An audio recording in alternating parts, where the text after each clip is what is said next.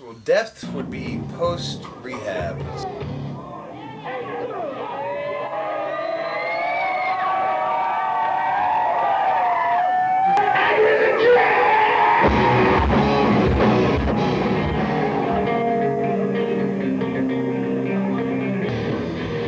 So, I would say there's a little bit of everything in there. You know, to me, Clear Blue is always just about, you know, being able, having that clarity, seeing through to something, having images become clear to you, or ideas, or, you know, your direction.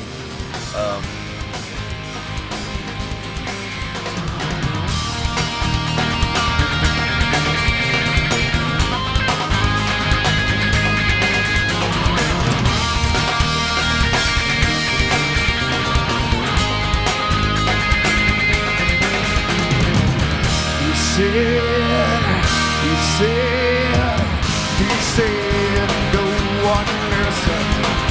He reads, he dreams, he screams, and no one listens to him. Not gonna live and die at your feet. Not gonna sleep on ground zero anymore. Not gonna sing and dance in the street. I can't be a freaking you anymore.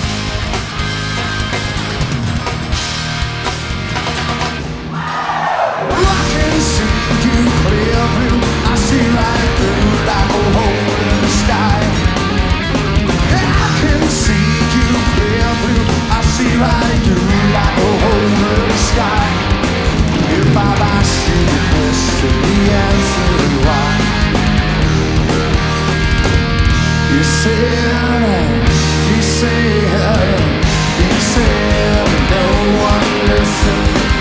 It means, it dreams, yes, he screams, and no one misunderstands.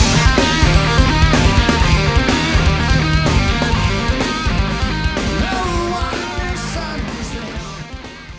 And then Mushroom, again, you know, for me, I always felt comfortable somewhere alluding to some kind of drug use, whether it was bad or good, because I think, not even pertaining to myself, in music in general, it's important to talk about, because it's a dichotomy in every sense of the word, you know, and it's always been, certain drugs have been inspiration for lots of musicians, but the downfall of so many musicians too, and how much great music came from drugs, but how much great music was lost from drugs as well. So it's a subject that interests me, and not just from you know, a user standpoint, but just in general. It's something, mind expansion in general is something that interests me, and something that I'll always, you know, keep close in my thoughts. And again, like Mushroom, it's not necessarily referring to the drug, or it's not necessarily referring to the fungus itself, but it could have 100 different abstract meanings. And I always like that kind of play on words, like what you're talking about here, you know, so.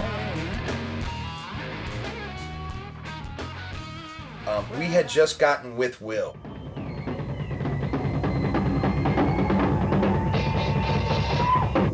And we just wanted to get some music out there with Will on it. So it was a mixture. There's like 3 live cuts and then 5 studio songs.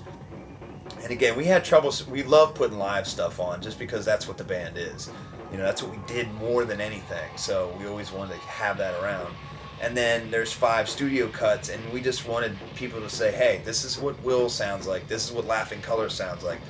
And I think that Dan and Corey would definitely agree that no one really felt like we were Laughing Colors until Will came. It's like, now we have a sound. Now we have a direction. Yeah, I heard that a couple times. I'm like, huh?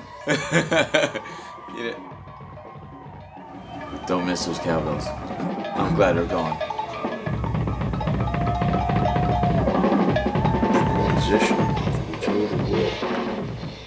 It was like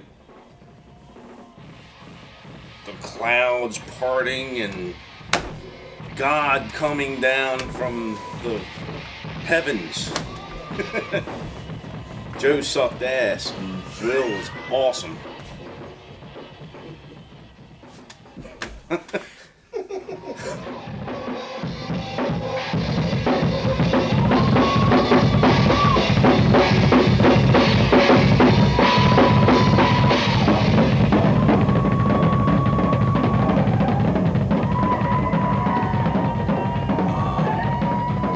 I started writing songs with like Solution was one of the first ones that I started writing from.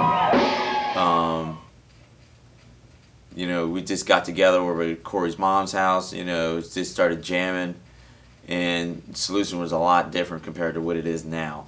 It had this whole nother part that was in it, but I'm glad we took it out.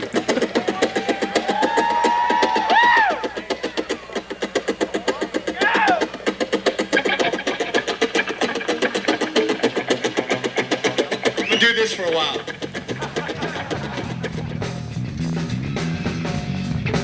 That's what I'm talking about.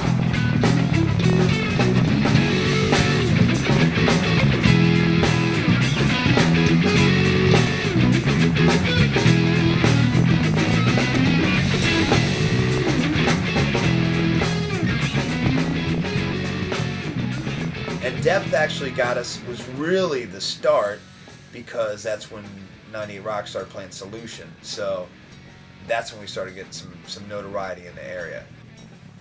I don't think we thought Solution was our strongest song, and I believe what happened was we went in for an interview to 98 Rock, just promoting a show at maybe Daytona's or something, and they decided to throw one of our tracks on the radio, and the program director loved it and just decided to spin it, and the next thing you know, people are requesting it, and that's how it happens, By the way, I didn't think that was the hit on our record. You did? No, I didn't.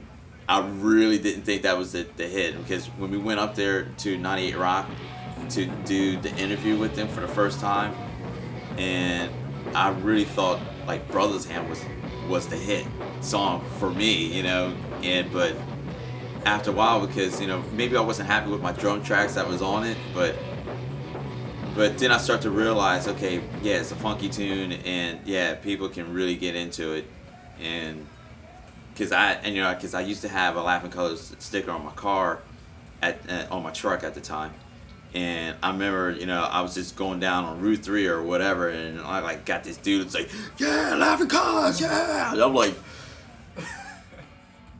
yeah, man, that's cool. What's up?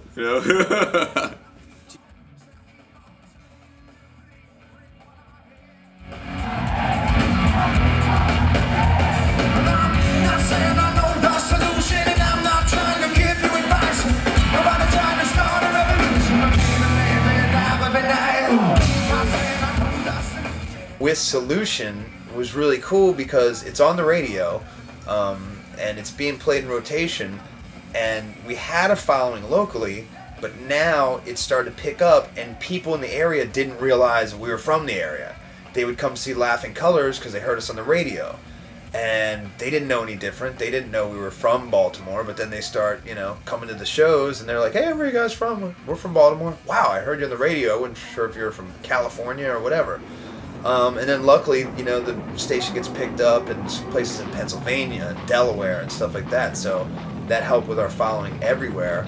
And we just started to expand, and then we're playing New York and Delaware and Pennsylvania, New Jersey and Virginia and DC, and kind of just spreading out a little bit.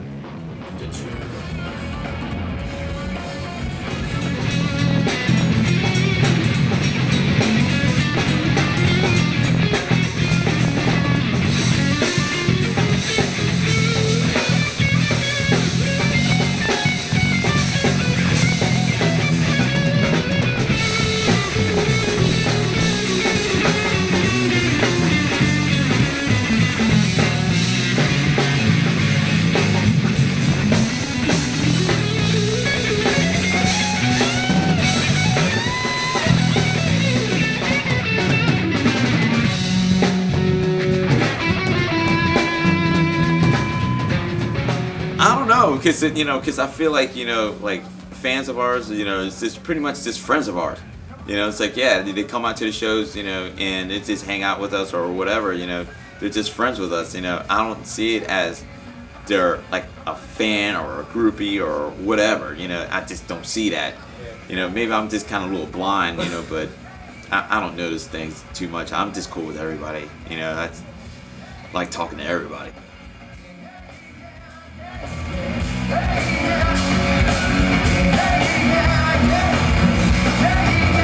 Weird that people look up to us, you know, especially on that, you know, it doesn't seem real, not at all.